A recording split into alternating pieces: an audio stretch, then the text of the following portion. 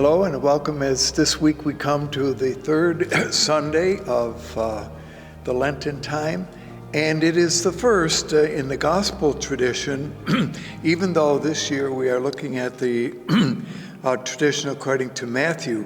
For the third, fourth, and fifth Sundays of Lent in the season, which is what we are at, the readings are all taken from the gospel tradition according to John. Partially because of that, the reason for that rather is that we are looking at selections of readings that those who are being prepared or preparing themselves to receive the sacrament of baptism or enter into the church at the Easter Vigil, these readings reflect in a certain way some real aspect of our understanding of membership in the faith family of Jesus and of baptism.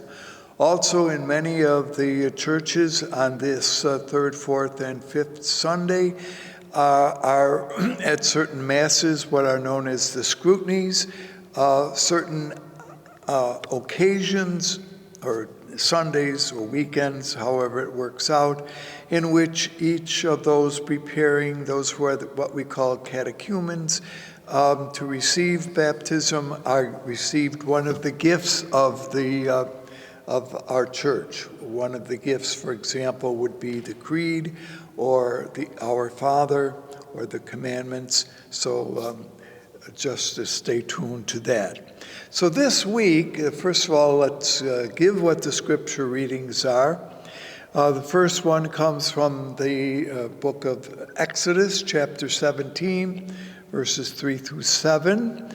The letter to Romans is the second reading, chapter 5, verses 1 and 2, verses 5 and 8, through 8. They like to kind of edit out certain things. And then the gospel tradition is from the fourth chapter of John, verses 5 through 42. So it's a very long passage. And if, as I have suggested, the readings are somehow geared with the idea of baptism, we will notice that one of the key symbols in the readings this time is water, and of course is often connected with, needs to be connected with baptism. The story of the gospel that we hear is the story of Jesus speaking to and dialoguing with a woman at the well. So this is a very unique story found only in the gospel tradition of John. Some feel that this story developed, keeping in mind that the gospel tradition of John is written sometime either in the 90s or even in the early part of the second century of the Common Time. So this is a later work in the New Testament tradition, but the thinking or the Gospel of John has played a very important part in the development, as we have noticed on other occasions, of our Christian thought. All right. Keeping in mind, as always, I try to interject here some of the important customs of the world in which the Gospels developed and in which Jesus lived. In the Mediterranean world was often divided, as you know, according to gender. Women had the specific role of whatever went on in the kitchen and in the home. Men, on the other hand, were responsible for what went on outdoors, in the fields, even in the marketplace. But the well, and each of the villages or towns had a particular well. As you know, they did not have indoor plumbing where when they needed water, just went and turned on the faucet or the restroom. Those things didn't exist. But there was a common well, and the well was a place which was open to both men and women. but the thought often was that they could not be present at the same time. So men could go to the well to get what they needed, women could go to the well what they needed, but not together. However, there was a certain time in which the well was common to both, but as I mentioned, they could not be present at the same time.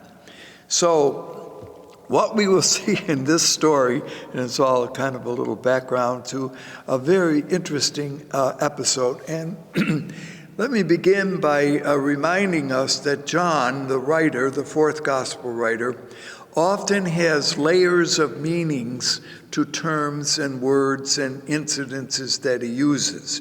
So we need to be very careful not to take everything just at what we would probably call today face value. Although in terms of historical insights, we have discovered that the fourth gospel is perhaps more accurate at times than even the three synoptics are. So it's a question of understanding, interpretation, and of study that goes into the background to appreciating what the Johannine writer is saying. However, in this episode, it's going to be a question of people being in the wrong place at the wrong time. We're going to find a man and a woman coming to the well. Now, where is this well? Well, the well is in the territory of the Samaritans. Now, one remembers that the Samaritans were not well liked by, and in the time, certainly even of Jesus and perhaps even other words. In other words, in the Gospel of John, he has, in chapter 3, been speaking to a man, Nicodemus, and now is going to the Galilee. He has been in Judea, which is in the south, Galilee, which is in the north.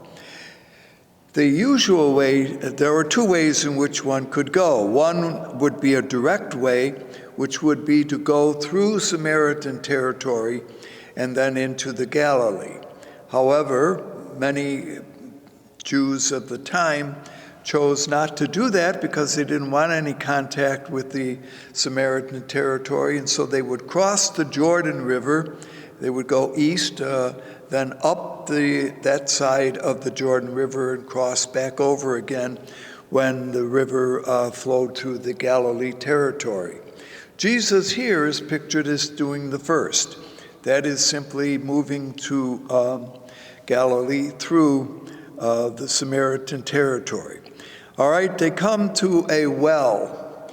This reputedly was known as Jacob's well. We read in the book of Genesis, chapter 33, verse 19, that Jacob had acquired a plot of land in Shechem, or Sychar, S-Y-C-H-A-R in the Greek, and that Jacob had given this to Joseph. John, with his love of paradox, has Jesus speaking of living water. And so here's the episode, okay? Living water, other kind of water. See, what I'm beginning to say is keep the levels of meaning that are connected somehow with water. One could divide this meeting with the Samaritan woman into three parts. The first part is a discourse that takes place on the idea of living water. This would be so we're in chapter 4. This would be verses 7 through 15. The second section would be discussion about true worship. This would be verses 16 through 26.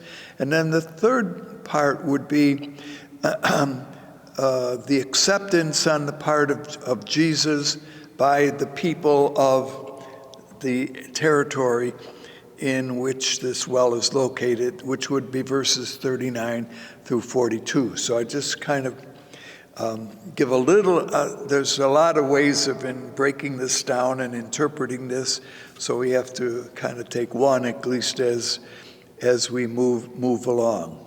All right, so how does it begin? Well, it begins that Jesus arrives at this well at noon, and the time here becomes kind of important, and that he is tired. Jesus gets tired. Well, everyone does. At least he's resting a little bit there. And along comes a woman. Now, here we have right away a problem. Remember I said certain people can't be together at a certain time. So now you have a man and a woman. And the man, who is, of course, Jesus, says to the woman, can I have a drink? Well, the woman looks at him, and she understands a certain thing. She says, well, you're talking to me, and you also know that I'm a Samaritan. So not only is there a wrong sex relationship, but there's also a wrong religious tradition. Anyway, now the dialogue begins. Jesus is thirsty.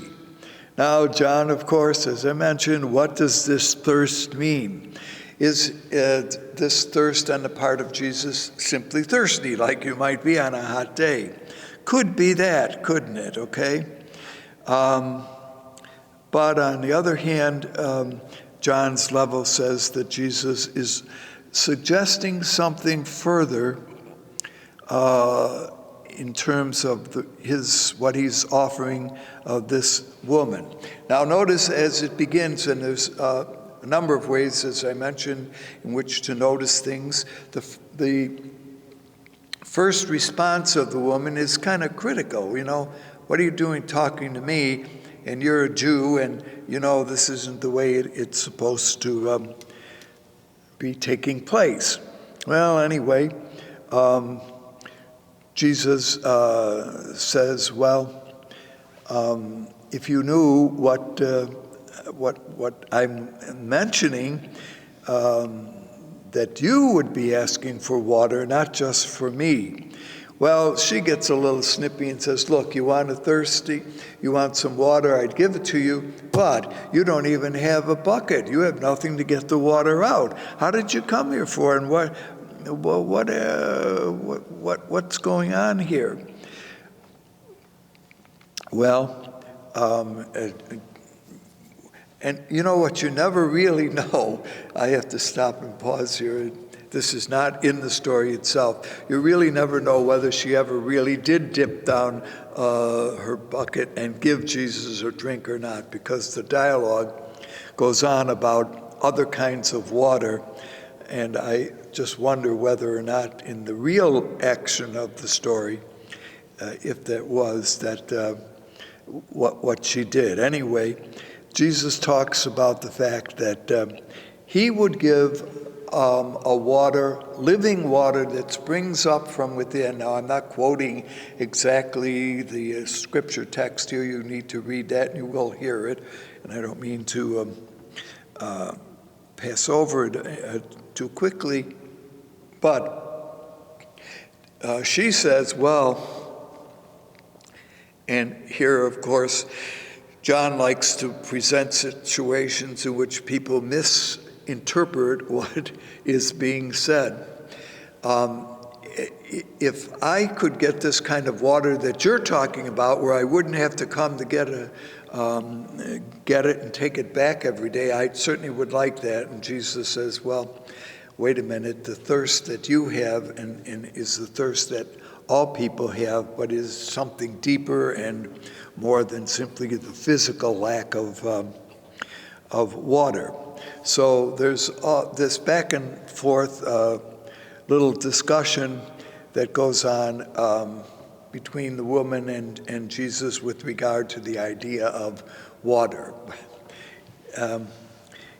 It's at a certain point that a discussion takes place about worshiping God. And but before we do that, perhaps just for the sake of discussion, at a certain point, Jesus says to the woman, "Look, go call your husband," as if maybe he needs a man to whatever. And she says, "Well, I have no husband." And Jesus says to her, "You're right, you don't have a husband because the man you're with is not your husband. You have had 5 husbands." Now, whoa, that would get people's attention, and also offers a number of interpretations. And Jesus also says, "And the man that you're living with now is really not your husband." So what is all this husbandry about? Well, let's push this a little bit and see that many of the stories of famous people entering into a relationship with their spouse took place at a well. The well is the meeting place where a relationship, usually it turns out to be a kind of human relationship called marriage, takes place. So, is John here saying at this moment at the well, Jesus is pictured as the bridegroom and is inviting into a unique relationship with himself Samaritans? The woman therefore symbolizes the Samaritan community. So you see there's another level of interpretation and understanding that could be taking place. All right, she has had relationships with 5 other men. Now, depending on interpretations, many, of course, interpret this as a physical relationship that didn't work. Why didn't the relationships you have with other men work out? Whose fault was it? What had happened? And they speak of it, interpreters, and you will find many of the interpreters of this particular passage look at it this way, that is that she has failed in marriages, or that the men, with whom she is connected have failed. All right, and that is, many interpreted, therefore, it's a question of unsuccessful relationships that have taken place on the part of this woman. Now, you can feel sorry for her, or you can see her as perhaps making life for the men with whom she was connected very difficult, depending, again, I suspect, on interpretation. I just suggest that there might have been another, given the levels of interpretation that John presents, another aspect to this. 5 husbands. Now, what if, and keep in mind that in the Jewish tradition, the idea of honoring God was in the temple in Jerusalem. The idea of honoring God in the Samaritan world was on Mount Gerizim, and there was a temple there. And so she says, this is where we honor God.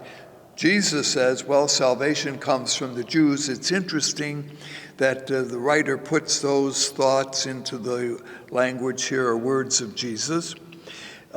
She begins to speak of Jesus as a prophet.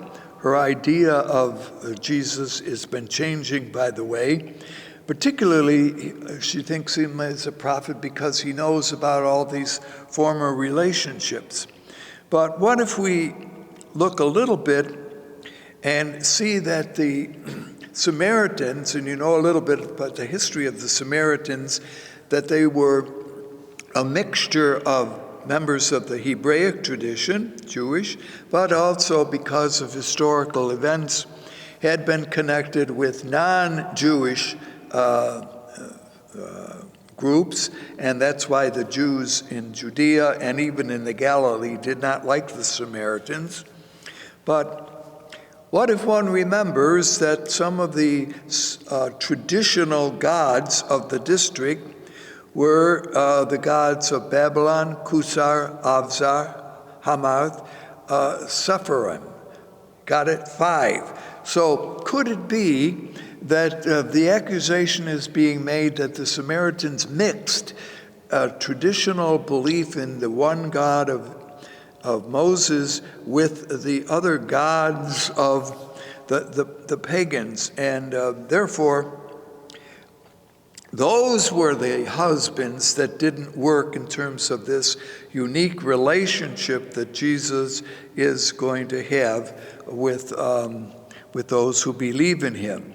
So I just suggest there are many interpretations and many scholars look at this, but may not have been so much a physical problem with the woman, but rather of a faith problem, a belief problem. And she exemplifies in a certain way many of the beliefs which were associated with the Samaritans. So there, you see, it gets a little bit perhaps more confusing or more interesting than at first it would seem. Now, at this point, and again, moving around, that there are a number of little aspects of the story or account that can be used for interpretation and reflection. Jesus now makes her, this woman, who, by the way, goes unnamed, we never really know who she is. In John's Gospel, certain people are named, certain are mysteriously just referred to, a blind man, a beggar, interesting. Characters become important, but not because they are identified as historical persons by name. Keep in mind, when you give a name, you historicalize the person. Anyway, Jesus says to her, go and tell the people in the village where you live. In fact, here, from one point of view, one interpretation is this woman becomes the first disciple in John's Gospel. And she goes to the village from which she came. They know her, and she says, come and see. Now this, of course, is a very often used phrase in the Johannine tradition, in which someone invites a group or another one to come to Jesus. This is the role of the disciple, to bring others, or to bring, in this case, now whether the whole village goes or not, it's hard to say. As she is going to do this, all right, and as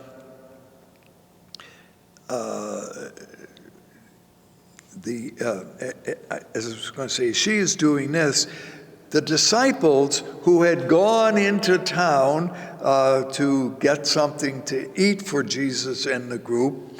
Now, why they had left him there at the well, we don't know. Anyway, they come back as the woman is gone. Whether their paths met, we don't know, okay. And Jesus says, oh, I'm not hungry. I've received another kind of food. And they, of course, typical of the disciples, say, why, somebody here gave you a meal, a dinner, a breakfast, a lunch rather, or whatever you eat at high noon.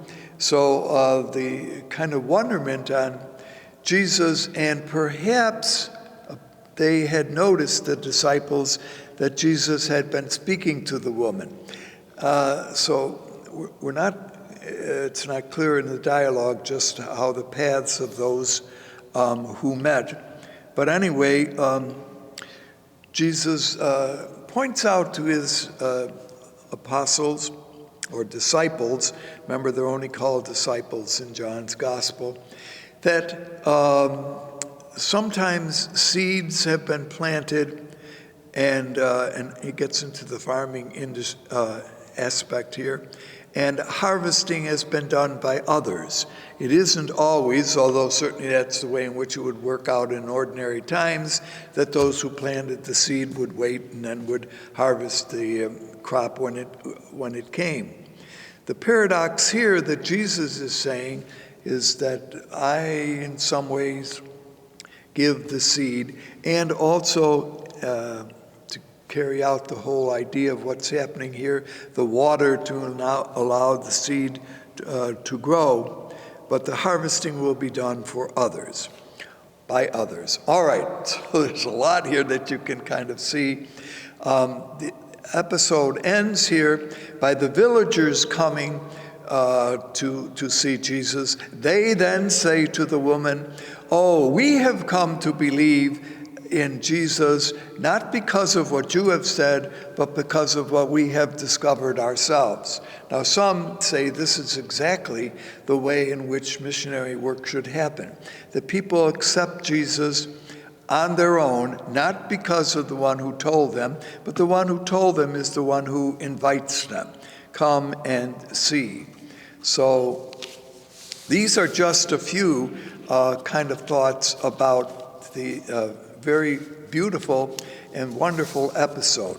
The woman we see has come from being a critic of Jesus to recognizing that Jesus is knowledgeable, that Jesus is a prophet, and finally, she too accepts Jesus as the Messiah, as the promised one. So many point out that this is an excellently structured work.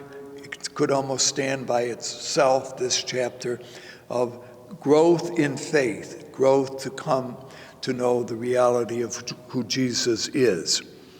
The first reading, just as you might guess, has to do with water.